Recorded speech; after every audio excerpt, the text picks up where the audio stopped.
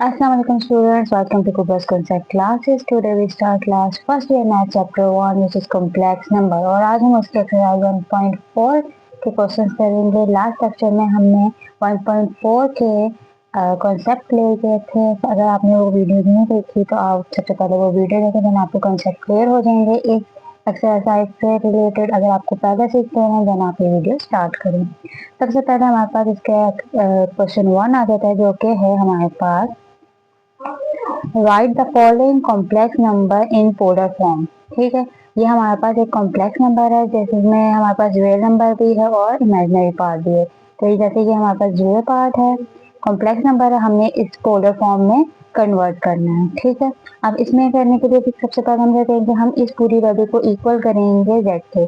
z equal 2 plus iota 2 under root 3। ठीक है, ये हमारे पास x आ गया और ये हमारे पास y आ गया। ठीक है, एक्स और वाई दोनों की वैल्यू पॉजिटिव है तो जो कि हमारे पास फर्स्ट क्वाड्रेंट में आ जाता है। जैसे आप ये छोटा सा ग्राफ देखें, ये यहाँ पर पॉजिटिव नंबर होते हैं, यहाँ पर भी पॉजिटिव, यहाँ पर हमारे पास एक्स का नेगेटिव होता है, यहाँ पर वाई का नेगेटिव, तो दोनों पॉजिटिव हैं तो ये हमारे पास फर्स्ट क्वाड्रेंट आ गया। ठीक है, हमें एक बात पता चल गई। नेक्स्ट हमें फाइंड करना है कि आर इक्वल होता है under root x square plus y square. ये हमने फॉर्मूला लास्ट लेक्चर में पढ़ा है। ठीक है, वो किस तरह आया वो पूरी डिटेल हमने लास्ट लेक्चर में पढ़ी है। ठीक है, उसके लिए हमारे पास एक्स हमारे पास क्या आ गया, 2 आ गया, वाई हमारे पास 2 अंडर रूट 3 आ गया। ठीक है, हमने किया 2 का स्क्वायर 4 आ गया। अब यहाँ पर 2 के साथ 4 आ जाएगा और हमारे पास अंडर रूट 3 का कैंसिल हो जाएगा, तो 4 3 का 12। ठीक है, नेक्स्ट हमारे पास हमने ऐड किया, हमारे पास 16 आ गया। 16 का अंडर रूट हमारे पास 4 रहता है तो हमारे पास आर की वैल्यू आ गई इक्वल 4। ठीक है, ये हमारे पास आर की वैल्यू आ गई।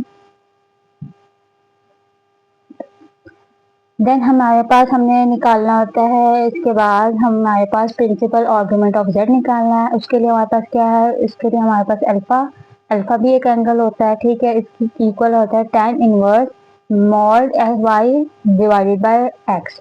ये मॉड जो होता है ये इसलिए होता है ताकि नेगेटिव वैल्यू हम ना लिखेंगे, इसलिए हमने सिर्फ पॉजिटिव वैल्यू करनी है। सपोज हमारे पास y और x जो है हमारे पास नेगेटिव होगा तो तब भी हमारे पास मॉड की वजह से पॉजिटिव हो जाएगा। ठीक है, y की वैल्यू 2 अंडर रूट 3 और डिवाइडेड बाय 2। ठीक है, 2 से कैंसिल, हमारे पास पीछे बचा tan इनवर्स अंडर रूट 3। अब हमने आप कैलकुलेटर में कैलकुलेट करके देख लें तो हमारे पास tan इनवर्स अंडर रूट 3 की वैल्यू 60 डिग्री आ जाती है। अब हमने इसको ये डिग्री में हमें रेडियन में कन्वर्ट करना है।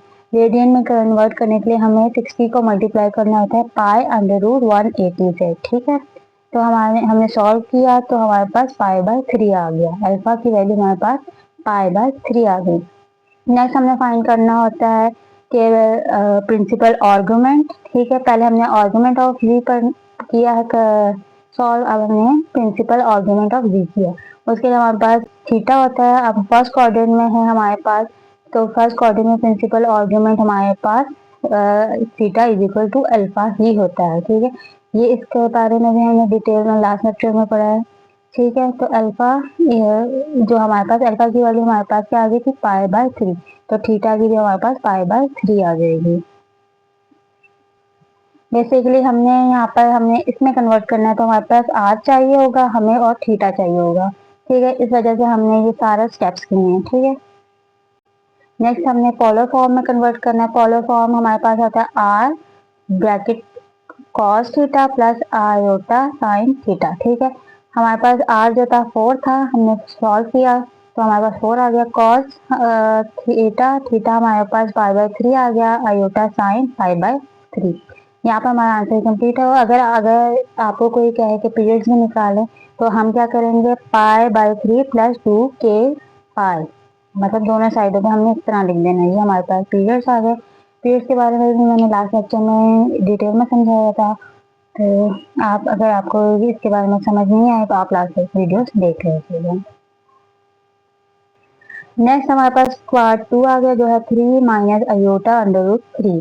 अब ये भी हमारे पास कॉम्प्लेक्स फॉर्म में, अब हमने इसको पोलर फॉर्म में करना है। ठीक है, सबसे पहले हमने कहा z equal 3 minus iota under root 3। यहाँ पर x हमारे पास 3 आ गया और y जो है माइनस अंडर रूट 3। ये साइन आपने हमेशा देख के लगाने हैं। अब ये अब हम देखें क्वाड्रेंट में, ये यहाँ पर पॉजिटिव एक्स होता है, यहाँ पॉजिटिव वाई होता है, यहाँ नेगेटिव वाई और एक्स और यहाँ नेगेटिव वाई। ठीक है, हमारे पास वाई जो है नेगेटिव है और एक्स जो है हमारे पास पॉजिटिव है, तो हमारे पास ये फोर्थ क्वाड्रेंट में आ गया। ठीक है, ठीक है। अब हमारे पास हमने आर निकालना है। आर निकालने के लिए हमारे पास फॉर्मूला है under root x square plus y square. X हमारे पास 3 है और हमारे पास वाई हमारे पास अंडर रूट 3 है। ये माइनस अंडर रूट है, माइनस माइनस पॉजिटिव में आ जाएगा। नेगेटिव का स्क्वायर हमेशा पॉजिटिव होता है। ठीक है, तो ये हमारे पास 9+3 आर इक्वल अंडर रूट 12 आ गया। हम इसको इस तरह भी लिखते हैं 4 मल्टीप्लाई बाय 3। ठीक है, हमारे क्या अब 2 का स्क्वायर आ गया, 4 जो है 2 का आ जाए तो हमारे पास 2 अंडर रूट 3 आ गया। आर की वैल्यू हमारे पास ये निकल आई। ठीक है, नेक्स्ट हमने फाइंड करना है अल्फा बेसिकली आर्गुमेंट फाइंड करना है। आर्गुमेंट फाइंड करने का फॉर्मूला हमारे पास ये है। हमारे पास y जो है हमारे पास अंडर रूट 3 आ गया और x जो है हमारे पास 3 आ गया। यहाँ पर देखेंगे नेगेटिव साइन है, मॉड की वजह से ये पॉजिटिव हो जाएगा। ठीक है, अब हमारे पास ये पीछे 1/√3 रह गया। वो कैसे रह गया, उसके लिए हमने क्या किया, √3/3 ये हमारे पास था। हमने दोनों साइडों पे √3 डिवाइड कर दिया, मल्टीप्लाई और डिवाइड कर दिया, तो हमारे पास ये आ गया, ये स्क्वायर आ गया और ये 3 अंडर रूट, यहाँ 3 कैसे हो गया, तो 1/√3 भी हो गया।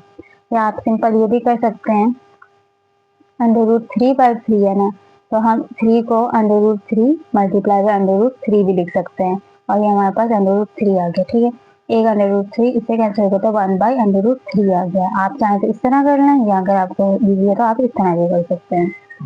ठीक है, करना हमारे पास tan इनवर्स 1/√3 आ गया। आप कैलकुलेटर में कैलकुलेट करके देखेंगे तो हमारे पास अल्फा हमारे पास 30 आ जाएगा। अब ये हमारे पास डिग्री में, हमें रेडियन में चाहिए। रेडियन में हम कैसे करेंगे, 30 को मल्टीप्लाई कर देंगे π/180 से, तो हमारे पास π/6 आ गया। ये हमारे पास अल्फा की वैल्यू होगी। अब क्योंकि हमारे पास क्वाड्रेंट 4 में था तो हमने लास्ट लेक्चर में देखा था कि प्रिंसिपल आर्गुमेंट जो होता है वो 4 क्वाड्रेंट में माइनस अल्फा होता है, तो हमारे पास theta is equal to minus π/6 आ गया। ठीक है, अब हमने आर भी फाइंड कर लिया और हमने थीटा भी फाइंड करनी है। अब हमने पोलर फॉर्म में करना है। पोलर फॉर्म हमारे पास ये होती है, आर हमारे पास 2/√3 था और कॉस हमारे पास थीटा हमारे पास π/6 था, तो हमने इसमें पुट कर दिया। अब देखेंगे माइनस π/6 है, तो जब हमारा कॉस जो होता है वो माइनस साइन ऑब्जर्व कर लेता है, तो यहाँ पर हम कॉस π/6 ही लिखेंगे। ठीक है, लेकिन साइन जो होता है वो साइन ऑब्जर्व नहीं कर सकता नेगेटिव साइन, तो हम लिखेंगे यहाँ पर साइन चेंज हो जाएगा, यहाँ प्लस था यहाँ माइनस आयोटा साइन π/6 आ गया। अगर आप पीरियड्स लिखना चाहें तो हमारे पास आ जाता है 2π दोनों साइडों पे ऐड हो जाएगा। ठीक है, यहाँ पर हमारा पार्ट 2 कंप्लीट हुआ। नेक्स्ट हमारे पास पार्ट 3 है जो कि -2 अयोटा आ गया। ठीक है, अब हमने इसी तरह कॉम्प्लेक्स नंबर को पोलर फॉर्म में कन्वर्ट करना है। उसके लिए हमें क्या करना है, z इक्वल हमने किया -2 अयोटा। हमारे पास x जो है -2 है और y जो है -2 है। ठीक है, अब हम इसी तरह ग्राफ में देखेंगे,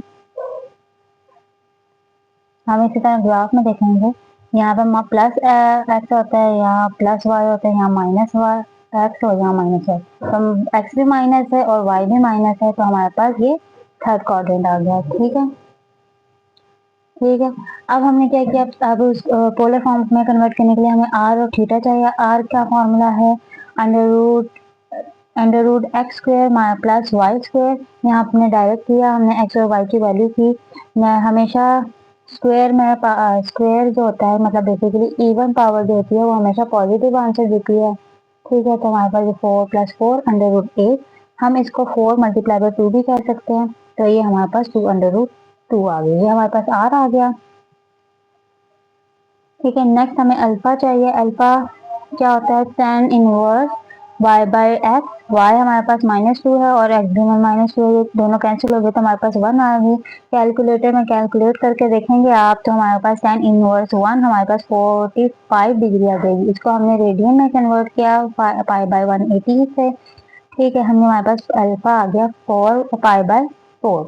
ठीक है, अब हमने आर्गुमेंट फाइंड किया, अब हमें प्रिंसिपल आर्गुमेंट फाइंड करना है। तो थर्ड क्वाड्रेंट में जो प्रिंसिपल आर्गुमेंट होता है उसका फॉर्मूला होता है माइनस पाई प्लस अल्फा। अब ये किस तरह है ये हमने लास्ट लेक्चर में हमने पढ़ा है, तो आप उसमें देख लीजिएगा अगर आपको ये समझ में आया हो तो। ठीक है, ये हमारे पास फॉर्मूला है। यहाँ पर हम यहाँ पर अल्फा की वैल्यू करेंगे, यानी कि minus pi plus pi by 4 किया। यहाँ पर एलसीएम लिया, तो एलसीएम आप लें तो हमारे पास माइनस 4 पाई प्लस पाई आ गया, तो ये माइनस 3 पाई बाय 4। ठीक है, हमारे पास थीटा भी निकल आया, हमारे पास आर भी निकल आया। हमने पोलर फॉर्म में हमने ये पुट किया आर और थीटा की वैल्यू, तो हमारे पास ये वाली बात आ गई। ठीक है, अब हमें पता है जो कॉज होता है नेगेटिव साइन ऑब्जर्व कर लेता है, तो यहाँ पर ऑब्जर्व हो गया, और साइन जो ऑब्जर्व नहीं करता तो यहाँ माइनस साइन हमने लिख दिया। ठीक है, हमारा आंसर यहाँ आया है -3 पाई बाय 4, लेकिन बुक में जो आंसर है वो हमारे पास 5 पाई बाय 4 होगा, तो वो आंसर बुक में गलत है और आप देख लीजिएगा यहाँ पर ये सही है। यहाँ पर इधर क्या नाम है, जो हमने प्रिंसिपल आर्गूमेंट वाला थीटा लिया था माइनस पाई प्लस अल्फ़ा, वो हमने प्रिंसिपल आर्गूमेंट का लेना है, लेकिन जो आप सॉल्व जिस तरह हुआ है जिसकी वजह से 5 पाई आया है, वहाँ पर हमने नॉर्मल ट्रिग्नोमेट्री यूज़ किया है। वो नॉर्मल ट्रिग्नोमेट्री भी लास्ट लेक्चर में मैंने समझाई थी, तो आप देख लीजिएगा। तो आंसर जो है वो हमारे पास यही ठीक है। नेक्स्ट हमारे पास आ जाता है पार्ट 4, जो कि है हमारे पास iota -1 divided by cos pi by 3 plus iota sine pi by 3। ठीक है, हमने इसी तरह z इक्वल लिया है cos pi by 3 plus sign pi by 3। ठीक है, जो हमारे पास पाई होता है वो हमारे पास ट्रिग्नोमेट्री में होता है 180 के इक्वल। ठीक है, तो हमने 180 डिवाइडेड बाय 3 किया तो हमारे पास 60 आंसर आ गया, तो दोनों साइन और कॉस के साथ हमारे पास 60 डिग्री आ गया। ठीक है, कॉस कैलकुलेटर में कॉस 60 कैलकुलेटर में आप कैलकुलेट करके देखें तो हमारे पास 1/2 आता है, और साइन 60 √3/2 आता है। ठीक है, तो यहाँ पर हमारे पास ये आ गया।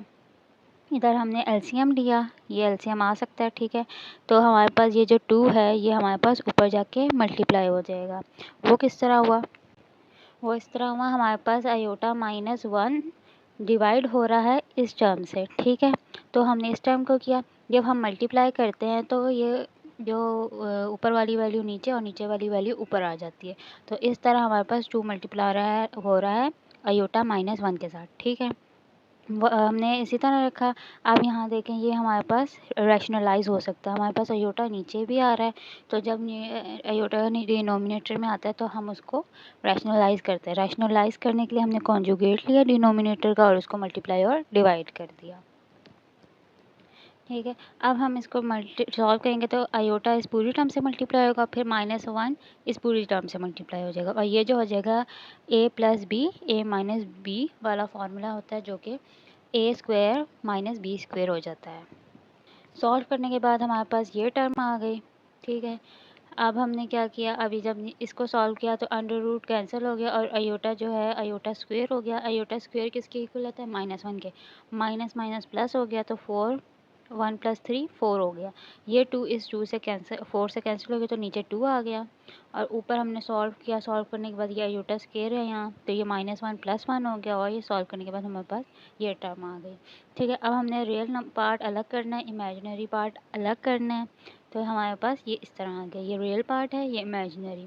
अब हमारे पास नेक्स्ट स्टेप आता है कि किस क्वाड्रेंट में लाई करते हैं। ठीक है, तो x हमारे पास ये टर्म है, y हमारे पास ये टर्म है। ठीक है, अब देखें यहाँ पर हमारे पास इधर भी प्लस है, इधर भी पॉजिटिव साइन है, तो ये हमारे पास फर्स्ट क्वाड्रेंट में आ रहा है। ठीक है, वक्त बना लें तो आपको ईज़िली समझ आ जाएगा।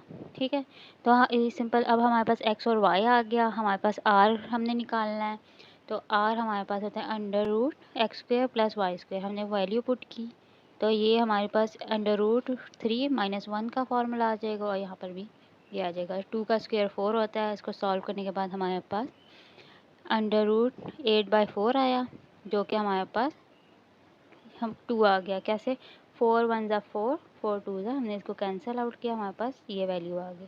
r हमारे पास है √2। नेक्स्ट हम आर्गूमेंट फाइंड करते हैं। आर्गूमेंट फाइंड करने के लिए alpha equal tan inverse x/y/x mod. ठीक है, हमने वो x y की वैल्यू डाली, x की वैल्यू डाली, ये 2 2 से कैंसिल हो गया, हमारे पास 3 + 1 और √3 - 1 आ गया। ठीक है, इसको हमने सॉल्व किया। सॉल्व करने के बाद हमारे पास हमने इसको आप कैलकुलेटर में सॉल्व करेंगे, जो वैल्यू आएगी उसको हमने 10 इनवर्स ले लेना है, देन हमारे पास 75 डिग्री आ जाएगा। अब हमने इसको रेडियन में कन्वर्ट करना है। रेडियन में हम कन्वर्ट करते हैं 75 को मल्टीप्लाई करते हैं पाई बाय 180 से, तो ये हमारे पास 5 पाई बाय 12 आ गया। ठीक है, अब हमने प्रिंसिपल आर्गूमेंट फाइंड करना है। हमें पता है कि फर्स्ट क्वाड्रेंट में है, तो हमारे पास प्रिंसिपल आर्गूमेंट थीटा इक्वल होता है अल्फ़ा के। तो अल्फ़ा हमारे पास क्या था 5 पाई बाय 12, तो हमारे पास ये आ गया। अब हमारे पास आर भी आ गया और थीटा भी आ गया। तो हमारे पास जो पोलर फॉर्म है उसमें हमने आर और थीटा की वैल्यू डालनी है, तो हमारे पास ये वैल्यू आ गई। ठीक है, अगर आप पीरियड्स अप्लाई करना चाहते हैं तो हमारे पास 5 पाई बाय 12 प्लस 2 पाई के साइन और थीटा दोनों, साइन और कॉस दोनों साइड पे आ जाएगा। तो ये हमारे पास क्वेश्चन नंबर 1 कंप्लीट होता है। ये हमारे पास क्वेश्चन 1 कंप्लीट होता है। होप सो आपको ये समझ आ गया होगा।